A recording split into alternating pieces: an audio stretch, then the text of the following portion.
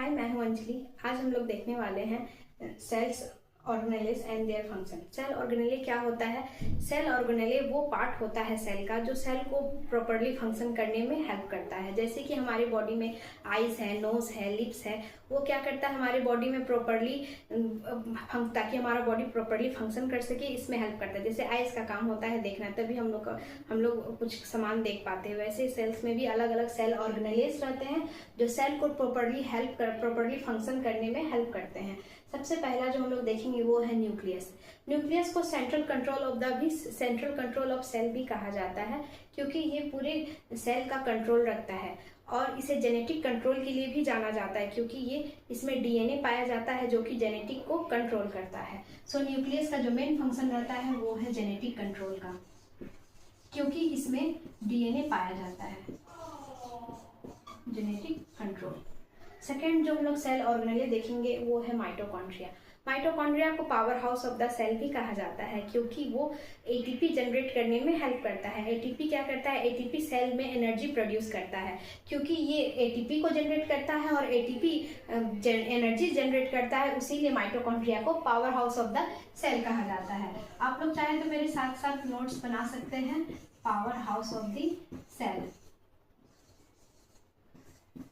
जो मैं बोल रही हूँ, आप लोग उसे भी अपने नोट्स में ऐड कर सकते हैं, ताकि आप उसे प्रॉपरली एग्जाम में पूरे लाइन से लिख सके। क्यों इसे power house of the cell कहा जाता है मैंने उसे एक्सप्लेन किया, आप उसे अपने नोट्स में लिख लीजिए। क्योंकि ये एटीपी जनरेट करता है, एडेनोसिन ट्राइफॉस्फेट, जो कि एनर्जी को जनरेट करता है, और वो एनर्जी सेल को फंक्शन परफॉर्म करने में हेल्प करता है, उसीलिए इसे power house of the cell कहा जाता है।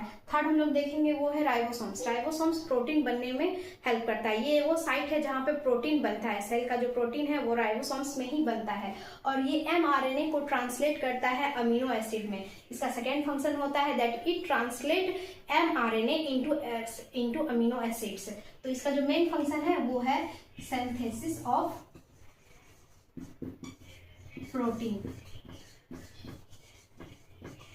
अगर आप इसका इन सबका मेन फंक्शन, जो इसका मेन रोल होता है सेल्स में, वो भी याद रखिएगा तो वो भी बहुत हेल्प करेगा चीजों को समझने में। जैसे अब फोर्थ हम लोग जो देखेंगे वो है lysosomes. Lysosomes acts as a digestive system. Digestive system इसलिए उसे सेल का कहा जाता है क्योंकि वो लार्ज मॉलिक्यूल्स को स्मॉल मॉलिक्यूल्स में ब्रेक डाउन करता है। जैसे प्रोटीन, कार्बोहाइड्रेट, ये लार्ज मॉलिक्यूल्स है, इसे ब्रेक डाउन करके वो स्मॉल मॉलिक्यूल्स में कर देता है, ताकि सेल उसे इजिली डाइजेस्ट कर पाए।